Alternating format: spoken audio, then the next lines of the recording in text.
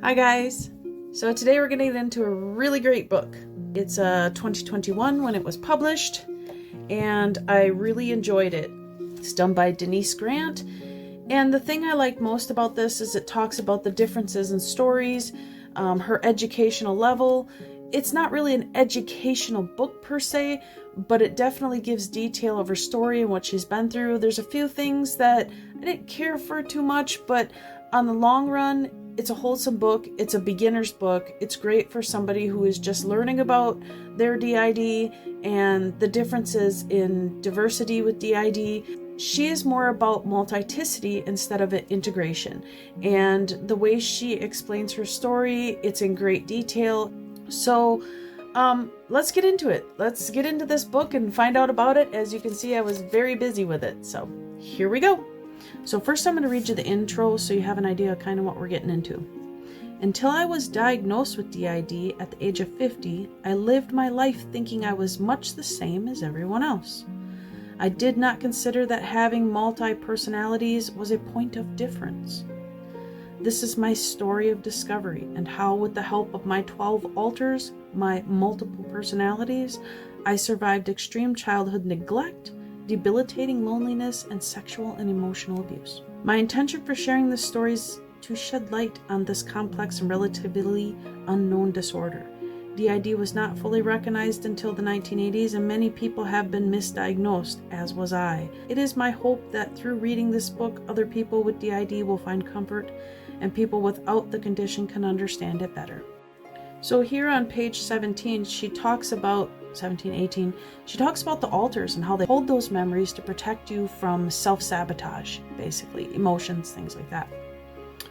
Memory loss or a sense of having lost time occurs when an alter withholds the traumatic experience and its associated memories from you to protect you from having to relive them. Often bearing the weight of disturbing memories is the reason a person might disassociate in the first place.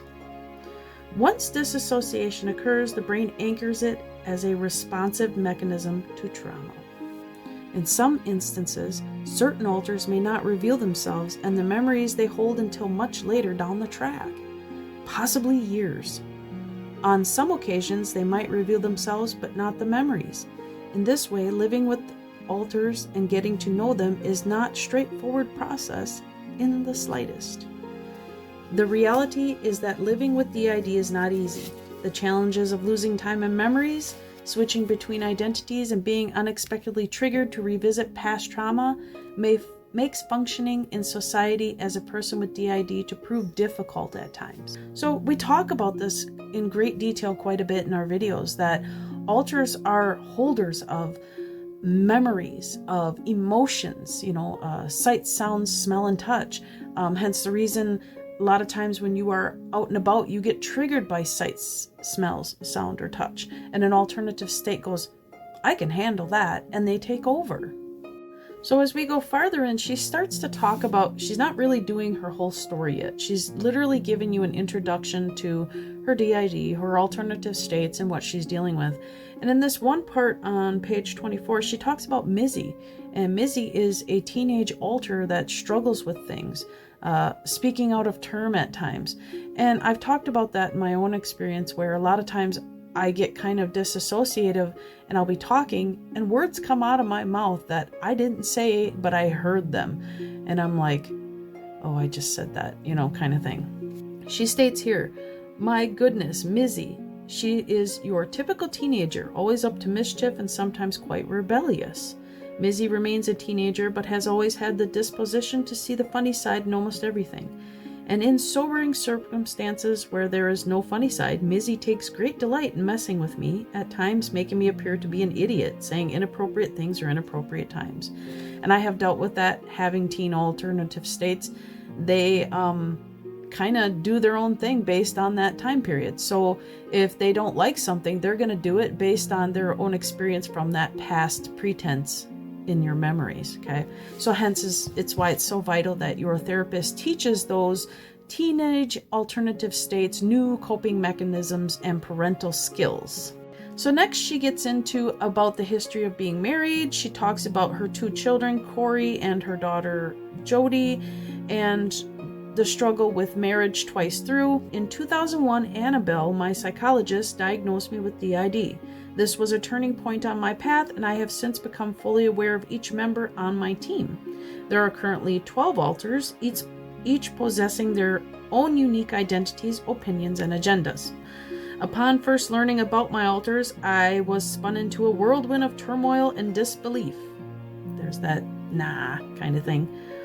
I could no longer attend work, and the whole situation felt like a dream from which I could never awake. The other diagnosis I had been given was, as a teenager, was manic depression, yet in hindsight there was something else hiding, something I was never aware of. It did not become clear that I had DID until I was approaching my 50s, so she got diagnosed very late. I feel I have buffed my way through life, mixed up and isolated. The telling of my own story here has been important for my own sense of understanding my journey, but equally important as a means to educate a wider audience about DID and challenge the misconceptions about mental health issues and trauma-related responses in general. In many cases, mine included, people with DID are misdiagnosed from the outset, rendering the appropriate treatment delayed for many years. So then when you get farther into the book, around page 33, she actually talks about getting brain scans. They are doing a thorough history to figure out everything that's wrong with her and rule out any other possibilities that may be causing the disassociation. Here she talks about panic set in and I ruminated over the lost time. My head was throbbing. I felt sick. Now, why do I bring that little part in? Well, I talk about in great detail over and over in all my videos how a lot of times when you learn that you are starting to disassociate, I get that feeling, that rush, hot feeling. And I always explain it as, you know how when you get sick and you get the flu and that feeling of right before you're going to throw up, that hot rush, that's what it's like for me when I get disassociative. Sometimes they can be lighter and it's a quick switch. There's not as many symptoms, but usually most % of the time it hurts my body, it hurts my mind, I get headaches, and I feel this nauseating nag coming. So here in this one section on page 42, she talks about her family. Deeply do they hide at times, and she's talking about her alters. Not even I can notice, and soon I learned that close family and friends could barely tell who had come to the surface. Hours ran into days, and days into weeks, and weeks rolled into months. I had no concept of time, just sort of wandering aimlessly, or so I think. I don't remember.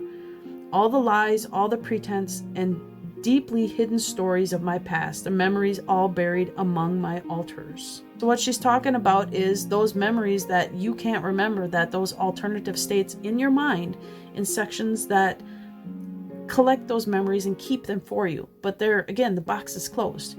Your therapist has to help you open that box and peek in, starting slowly, one item at a time, and to look at it and focus on it and then repeat over and over and get through it and have an emotion and that sudden relief and release of feelings to be taken care of, something that you weren't allowed to have as a child when you had that trauma happen. So in her journey, as we get into the middle of this book, you get to page 43, and she's meeting this guy called Dr. Joe. And Dr. Joe is starting to give her an idea of what exactly happened to her brain and what's going on. And he states, I am working with a group of people who have been diagnosed with this condition, and I have a group of actors working alongside them, he said. Then went on to describe how he was monitoring the brain waves of both groups when they were given specific tasks or asked to think of a special event. There is no doubting that there are differences between the groups. It appears that those with DID definitely have a smaller hippocampus, he declared. Humans have known about the hippocampus for over 4 centuries. It is one of the most studied parts of the brain, with its main functions involving human learning and memory. Knowing about the hippocampus has helped researchers understand how memory works. Okay, so I'm going to read this a little bit. Again, I'm not good with some of the words.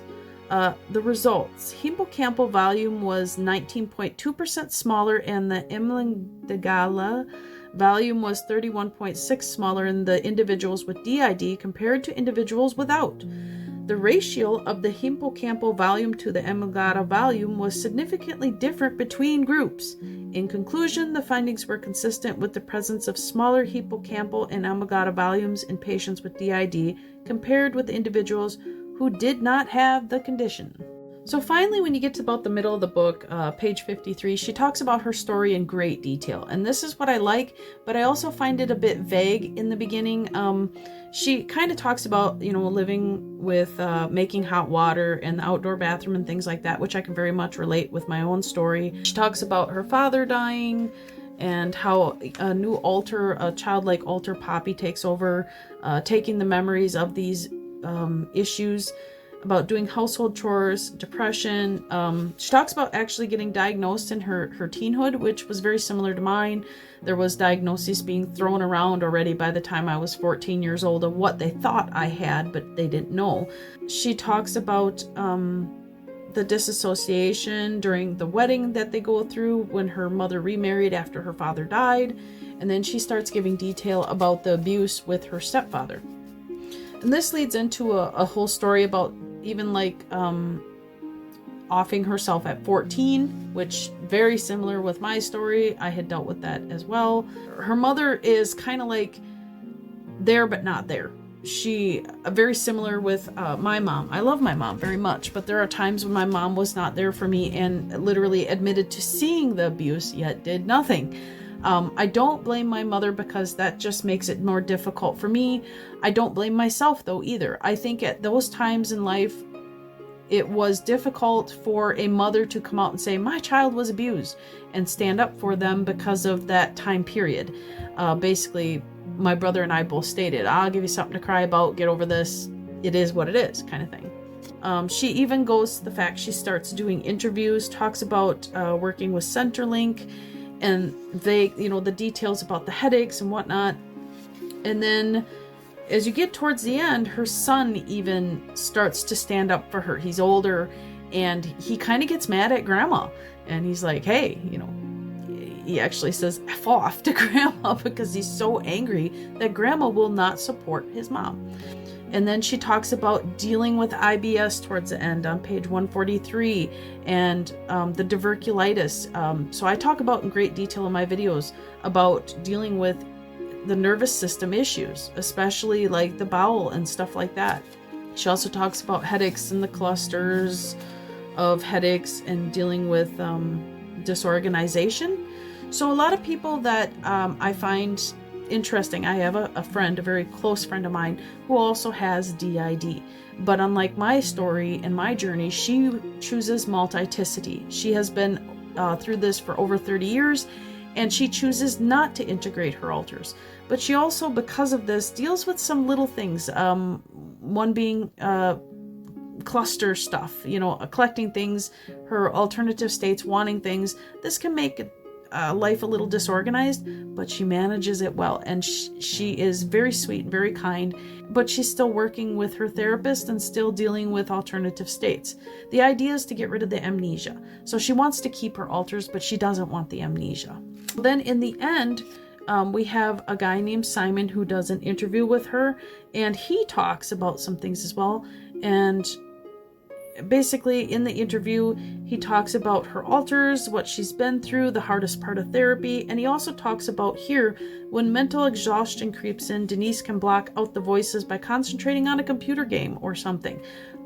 Personally, I find Power Wash Simulator to keep me very grounding, artwork and music also. Anyway, he talks about how she has to take Xanax at times to keep that anxiety down, that prevents switching from happening so much. So all around, great book. And I very much enjoyed it. And as you can see here in this last clip is the back of the book. You're more than welcome to screenshot it, read it. I recommend this book because I think it's great for beginners. I think it's a really great short little book. It's only about 185 pages long. So great book. Check it out. Also, last but not least, check this out. This is called Thrive. It's resources for DID, and it gives a lot of book information. And I found this through looking up this person, so it worked out really good. So that's all I have today, guys. I hope you enjoyed this long video. I found it to be invigorating, and it kind of gives me hope that there's some good books out there. So that's all I have today. Loves. Bye.